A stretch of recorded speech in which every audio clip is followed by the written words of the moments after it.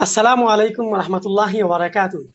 প্রতিদিনের মতো আজকে আমরা নিয়ে আসলাম সূরাতুল আদিয়াত তাজবিদ সহকারে নিয়মানুসারে। আজকে আমরা জানতে যাচ্ছি সূরাতুল আদিয়াতের সহি শুদ্ধ এবং তাজবিদের নিয়মাবলী।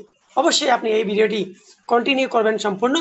আর ভালো লাগে থাকলে অবশ্যই পরবর্তী ভিডিও পাওয়ার জন্য সাবস্ক্রাইব করে এখনই রাখুন এবং পাশে থাকা বেল আইকনটি অন করে দিন। চলুন শুরু করা যাক সূরাতুল আদিয়াত। মনে রাখবেন, এখানে দেখতে পাচ্ছেন একটি সরে অর্থাৎ যেটাকে আমরা বলি আইন, অর্থাৎ এই সরে উচ্চারণ হবে আইন দিয়ে। তাহলে এই সূরার প্রকৃত নাম হচ্ছে আল আদিয়াত। তাহলে বিসমিল্লাহির রহমানির রহিম। দেখতে পাচ্ছেন আমি এই জায়গার মধ্যে একটা সুন্দর করে টান দিয়েছি, রহিম। আপনিও আলহামদুলিল্লাহ রাব্বিল আলামিন এর মধ্যে 3 আলিফ দীর্ঘ করতে পারবেন। তারপরে দেখতে পাচ্ছেন ওয়াল আদিয়াতি দাবহা। আপনারা কি বুঝতে পারছেন? যদি বুঝতে না পেরে থাকেন তাহলে অবশ্যই কমেন্ট বক্সে কমেন্ট আপনার মতামত। এখানে দেখতে পাচ্ছেন আপনার এখানে বাটা কি হয়ে গেছে?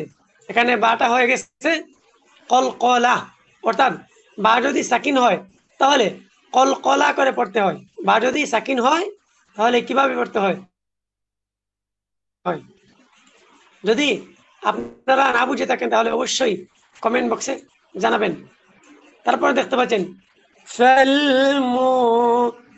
এভাবে পড়লে কিন্তু হবে না, আপনাকে সম্পূর্ণ শব্দ পূরণ করতে হবে। তাহলে আওয়াজটা কিভাবে হবে?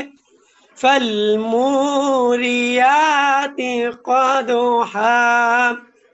এখানে কিভাবে হবে? মুরিয়াতি কদহা। কদ, এই জায়গার মধ্যে কি আছে? কলকলা। ডালের মধ্যে কি? কলকলা। কদহা।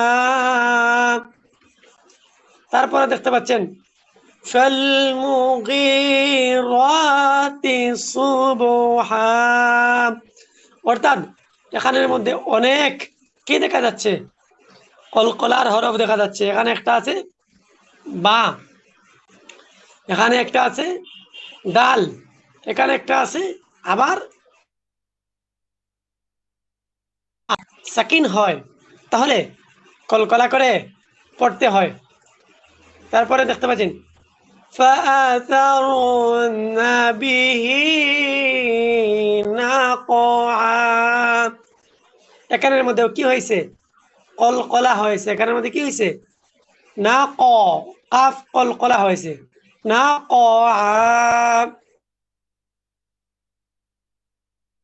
আইনের উপরে দুইটা জবর আছে, দুই জবরের উপরে থামলে এক আলিফ লম্বা করে পড়তে হয়। তারপরে আপনারা দেখতে পাচ্ছেন ফাওয়াসাত, সাত, এভাবে আওয়াজ দিতে হবে। ফাওয়াসাতনা বিহি জামআ। জামআ, এখানে কি? জাম, জাম, জাম, অর্থাৎ মিম কিন্তু কলকলা হবে না। মিম কি হবে না? কলকলা হবে না। ফাওয়াসাতনা বিহি জামআ। তারপরে দেখতে পাচ্ছেন ইন্নাল ইনসানা লিরাব্বিহি লাকানুদ।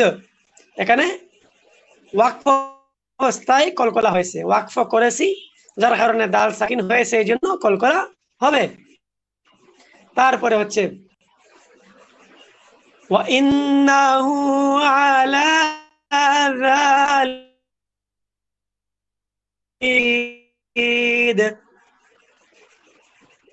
লা শাহিদ। এই হায়াজের হি আপনি করে পড়তে পারবেন, তবে মনে রাখবেন সবগুলোর আওয়াজ ওয়া ইন্নাহু লিহুব্বিল খায়রি লাশাদীদ। আমি কিন্তু সবগুলোর দীর্ঘ এক সমান করেই পড়তেছি, আপনারাও কিন্তু সমান করে পড়বেন। একটাতে যদি বাট্টি করে পড়েন আর একটাতে 3 আলিফ লম্বা করে ফেলেন তাহলে কিন্তু অসুন্দর হয়ে যাবে। এজন্য এবার করা যাবে না, সবগুলো সমানভাবে পড়তে হবে। আফালা ইয়ালামু ইযা বু'থিরা মা ফিল কুবুর। এখানে দেখতে পাচ্ছেন বাবা অফিস বু, এটাও কি হবে 3 আলিফ লম্বা করে পড়তে হবে। তারপরে দেখতে পাচ্ছেন ওয়া হুসিলা মা ফিস সুদূর, দাল ওয়াও পেশ দু, দাল ওয়াও পেশ, এই জন্য এই দাল ওয়াও পেশ দুটা আপনি 3 আলিফ লম্বা করে পড়তে পারবেন। সর্বশেষ আয়াত হচ্ছে ইন্না রাব্বাহুম বিহিম, মিম চলে আসছে, তাহলে মিম সাকিনের পরে যদি আরেকটা বা চলে আসে তাহলে তাকে গুন্না করে পড়তে হয়, তাকে বলে ইখফা শাফাউই, অর্থাৎ এই জায়গার মধ্যে আপনি গুন্না করে পড়বেন, 1 আলিফ লম্বা করে পড়বেন।